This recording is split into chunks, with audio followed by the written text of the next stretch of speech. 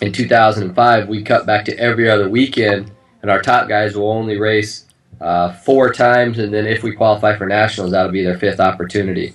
When you consider a race a workout, is that a slower effort that they're putting in? Are they putting in a full race effort?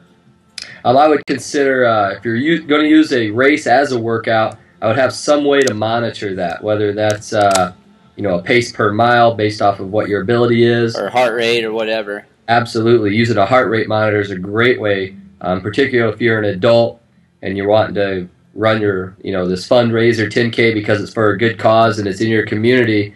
That's a great race to be involved in, but kind of monitor that effort so that you're not thrashing yourself for that really important race 3 or 4 weeks after that. So when people do race, train through a race and do a race, they can do it at threshold. But, what's threshold, and that's the other thing people need to understand is, how do you decide with your guys? I mean, are you using charts from Daniels, like his pace charts? What are you doing?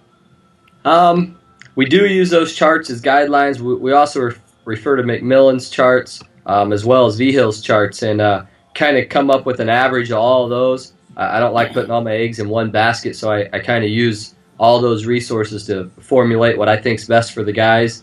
And we'll use those paces. And a lot of times I'll be out on the course or if we're doing a hard workout on the weekend, we use effort as a measure. And I know that's really hard to monitor, but these guys who are running 70, 80, 85 miles a week, sometimes they got a pretty good idea of what their effort level is.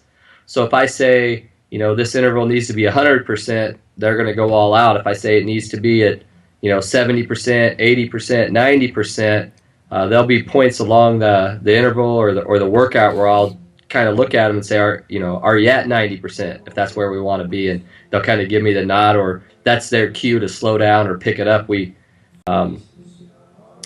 use that as a gauge because when 20 or 30 guys are working out together or in small groups, it's hard to get a measure on each of them. So we and that's really hard when you're training that many in a group because some guys might bump up a group and they're actually running 90% when they're supposed to be 80. But we talk about honesty and how that's going to improve you. And I'm just as guilty, and I think you might have been in the past, of kind of working out at a higher capacity where we should be, or saying, oh, we're just going to train through this race, but then we race at 100%, and the next race we really want to do well at just doesn't go quite like we had planned. And that's something you always got to monitor, and there's different ways to get there. Right. Did you I've used the Daniels chart a lot, and then there was an old book that I was given by a coach that's, he's probably in his 70s now, and it was interesting. The pace charts, they were different, and I really had really good success with that older book pace chart for a couple 800 runners one season when I was coaching high school. But the pace chart was definitely more aggressive in that book than Daniels. I'm not familiar with McMillan's or V-Hill's charts. Are they similar? I mean, is one more aggressive? V-Hill's is extremely aggressive. He's got it down to the hour of how you recover, and that determines how many workouts you can fit into a week, what type of workouts you can fit into a week. If you're doing a really hard effort, then you might need 48 hours or 36 hours. If you do a morning session, the very next day, if it's in the afternoon, you may be recovered.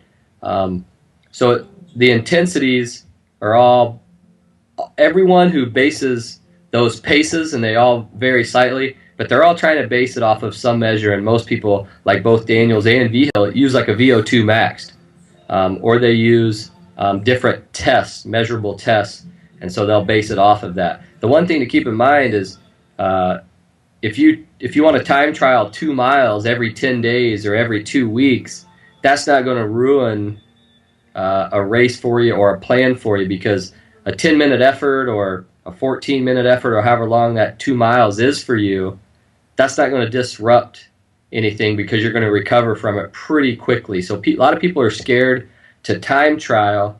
I know when I'm working out myself, I shy away from it because sometimes it's hard to time trial By yourself, especially. by yourself. So that's hard when you're, if you're training on your own. But if you're in a group setting, it's kind of like an interweek race, but it's short enough that you can recover from it within a day, and you're not too taxed out. I know, the Adams State program.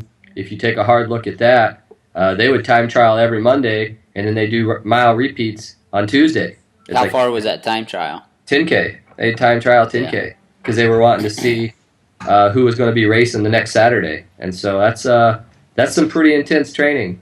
Yeah, they evidently adapted to it. When they're, at least their top 7 did. Gracias. Can you guys see that? Woo, that looks pretty good. What is that? Is that Some banana bread or peanut butter pie from Cup of Joe? Peanut butter mudslide. That looks pretty good. That's money right there. I gotta eat that before I go home. See the kids. That way, I got energy to play with them.